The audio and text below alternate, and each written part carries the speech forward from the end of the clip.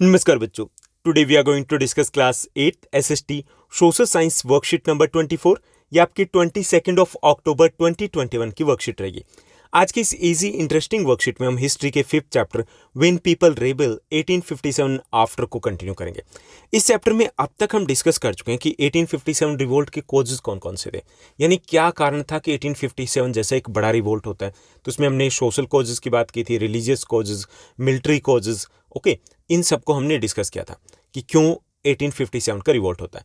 उसके बाद हमने डिस्कस किया था 1857 रिवोल्ट के मेन इवेंट्स को, मेन सेंटर्स को, मेन लीडर्स को, कि क्या कुछ हुआ था इन बिटवीन, उस रेवोल्यूशन में हुआ क्या था। ठीक, आज हम बात करेंगे आफ्टर द 1857, यानी कि 1857 के बाद क्या चेंजेस आते हैं, क्या कुछ उथल पुथल होती है। जितना 1857 में हुआ था ना, उससे कहीं ज़्यादा उसके बाद होता है। क्यों होता है, क्या होता है, ये यहाँ पर डिस्कस करेंगे। Let's begin. चलिए शुरुआत करते हैं आज की इस वर्कशीट की।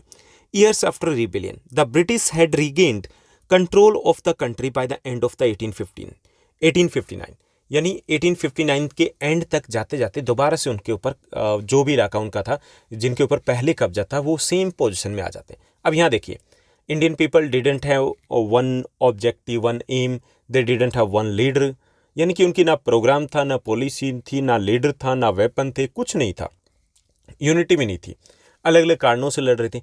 फिर भी पसीने आ गए थे अंग्रेजों को। 1859 मोर देन 2 ईयर्स लग गए थे उनको इस सिचुएशन को कंट्रोल करने में। सोचिए अगर यूनिटी होती, सोचिए अगर प्रॉपर प्लानिंग होती, सोचिए अगर एक लीडर होता तो क्या कुछ हो सकता था। ओके, लेकिन इस चीज़ से अंग्रेज जो थे वो थे मतलब तेज बंदे, बहुत कुछ उन्होंने सीखा, but they couldn't carry on ruling the land with the same policies any more. लेकिन वो समझ चुके थे कि भाई अगर इसी तरीके से हम आगे बढ़े ना तो रायता फैल सकता है। दोबारा से अगर इन्होंने इंडियंस ने रिवोल्ट कर दिया ना तो हमें बोरिया बिस्तर लेकर के जाना पड़ेगा, क्योंकि इंडियंस भी तो सीखेंगे ना कि हमने ये गलतियां की थी, अगली बार नहीं करना है। तो वो इन सेम पॉलिसीज़ के साथ कैरी फॉरवर्ड नहीं करना चाहते थे, इसलिए उन्होंने बहुत सारे चेंजेस किए। So given below are the important changes that were introduced by the British government after 1857 के बाद उन्होंने कुछ चेंजेस किए थे। कौन से चेंजेस किए थे, चलिए एक एक करके देखते हैं। सबसे बड़ा चेंज जो उन्होंने किया था वो एडमिनिस्ट्रेटिव चेंज था कि the British parliament passed a new act in 1858। 1858 में ब्रिटिश पार्लियामेंट एक नया एक्ट पास करती है and transfer the powers of the East India company to the British crown. पहले हम किसके अंडर में थे, we were under the British East India company, एक छोटी सी कंपनी थी उसके अंडर में थे। अब क्या हुआ कि पावर्स जितनी भी थी वो ब्रिटिश ईस्ट इंडिया कंपनी से ले ली गई and that was transfer to the British crown. अब हम सीधे सीधे ब्रिटिश क्राउन के अंडर में आ गए, ब्रिटेन के अंडर में आ गए। ओके, एक बड़ा चेंज था।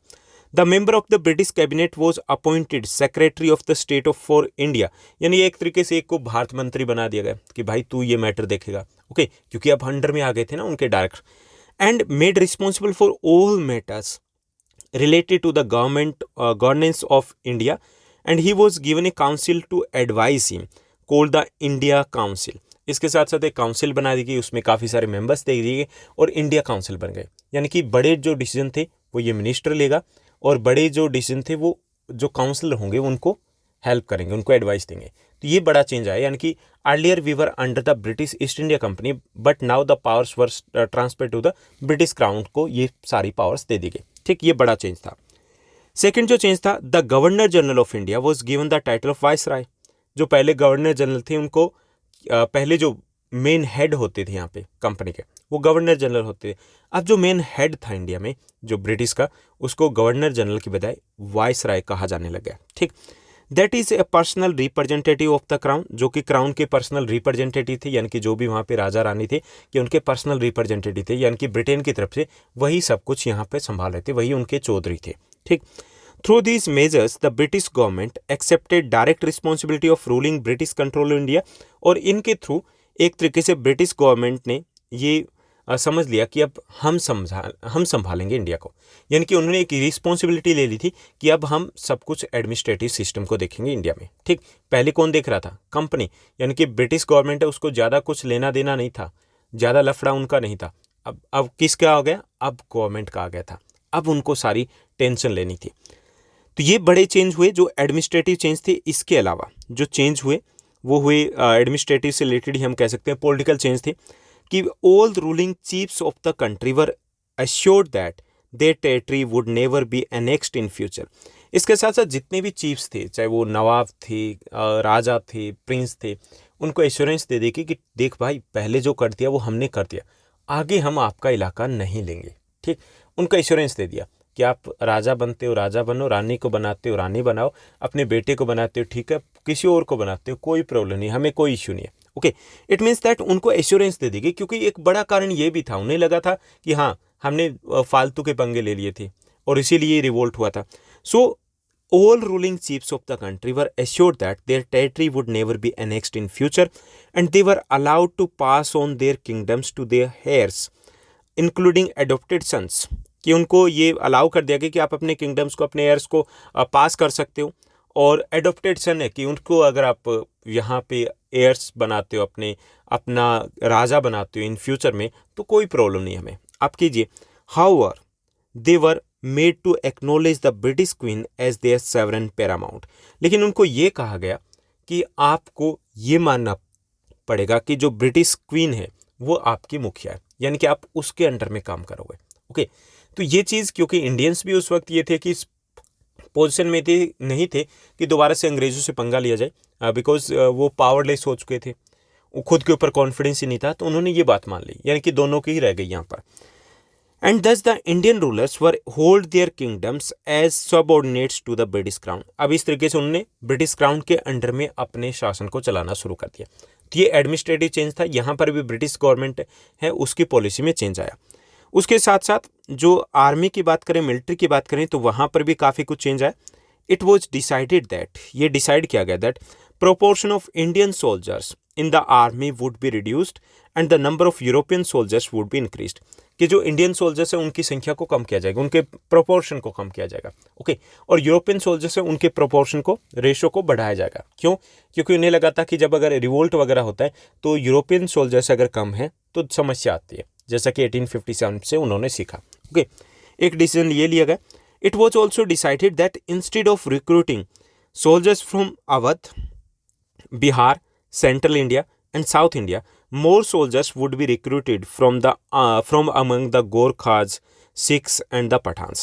साथ साथ उन्होंने ये भी डिसाइड किया कि हम सेंट्रल इंडिया, बिहार हो गया, अवध हो गया और साउथ इंडिया हो गया, जहाँ जहाँ रिवोल्ट हुआ था, जहाँ जहाँ जो लोग ज़्यादा बढ़ चढ़ करके भाग लिया था, कि हम वहाँ से रिक्रूट नहीं करेंगे सैनिकों को। कहाँ से करेंगे? सिख, गोरखा, पठान, जिन्होंने अंग्रेज़ों का साथ दिया था। ओके, या जहाँ पर जो रिवोल्ट था वो इतना बड़ा नहीं हुआ था, कि उन्होंने ये डिसाइड किया था कि हम वहाँ से अपने सैनिक है वो रिक्रूट करेंगे। तो ये भी एक बड़ा चेंज था। The land and property of the Muslims were confiscated on a large scale and they were treated with the suspicious and the hostility. जो इसमें मुस्लिम्स हैं उनकी कॉन्फिस्केटेड का मतलब होता है जब्त करना, कि उनके लैंड और प्रॉपर्टी को बड़े लेवल पर जब्त कर लिया गया, और उनको सस्पिशियन के वे से देखा गया, संदेह की दृष्टि से। उन्हें लगता था कि जो ये रिवोल्ट हुआ था उसमें मेनली जो हाथ था वो इन्हीं का था। ओके, तो इसलिए उनको एक तरीके से दूसरी निगाह से देखा गया और उनको वीक करने की कोशिश की गई। उसके बाद British decided to respect the customary, religious and social practices of the people in India. साथ साथ ब्रिटिश गवर्नमेंट ने यह भी डिसाइड किया कि इंडियन की जो कल्चर्स है या रिलीजियस मैटर्स है इंडियंस का, उसमें हम इंटरफेयर नहीं करेंगे, फालतू की टांग नहीं अड़ाएंगे, क्योंकि पहले अड़ाने की कोशिश की थी और पंगा हो गया। ओके, तो दोबारा से ऐसा बिल्कुल भी पंगा नहीं चाहते थे, इसलिए उन्होंने ये भी डिसाइड किया। And policies were made to protect landlords and zamindars and give them security of rights over their lands. इसके अलावा लैंडलॉर्ड्स और जमींदार्स हैं उनके फेवर में भी काफ़ी सारी पॉलिसीज़ को लेकर के आए, क्योंकि उन्हें लगता था कि ये जो थे इन्होंने हमारी हेल्प की थी, ये बंदे आगे भी काम के हो सकते हैं, इसलिए उनके फेवर में भी काफ़ी सारी पॉलिसीज़ वो लेकर के आते हैं। ठीक, तो ये सब कुछ हुआ था कब? 1857 के बाद। Now let's move to the next segment और डिस्कस करते हैं कुछ इजी क्वेश्चंस को। टोटल 4 क्वेश्चंस दिए गए। फर्स्ट हमारा क्वेश्चन दिया गया, what changes were introduced by the British in administrative system after the revolt of 1857। 1857 की रिवोल्ट के बाद एडमिनिस्ट्रेटिव सिस्टम में क्या चेंज आता है? एक बड़ा चेंज बता देंगे तो काफ़ी रहेगा। The British parliament passed a new act in 1858 and transferred the powers of the East India company to the British crown royal family. यानी कि बड़ा चेंज ये आता है कि 1858 में एक नया कानून आता है और उसके अंडर में ब्रिटिश ईस्ट इंडिया कंपनी से पावर लेकर के ब्रिटिश क्राउन को रॉयल फैमिली को दे दी जाती है। दूसरा चेंज लिखना चाहो तो लिख सकते हो, मेंशन कर सकते हो कि governor general was now renamed as the post of the governor general was now renamed as the viceroy. ठीक, उसके बाद सेकंड आपका क्वेश्चन रहेगा। सेकंड क्वेश्चन दिया गया, why do you think Britishers have introduced these changes. आपको क्यों लगता है कि ब्रिटिशर्स ने ये चेंज क्यों किए। ठीक, एक लाइन में बता देंगे, काफ़ी है। To avoid the chances of any other revolt in future Britishers had introduced these changes.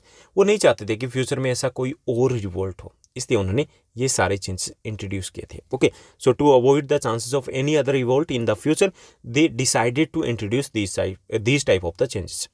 Now let's move to the next one. Third question को देखिए।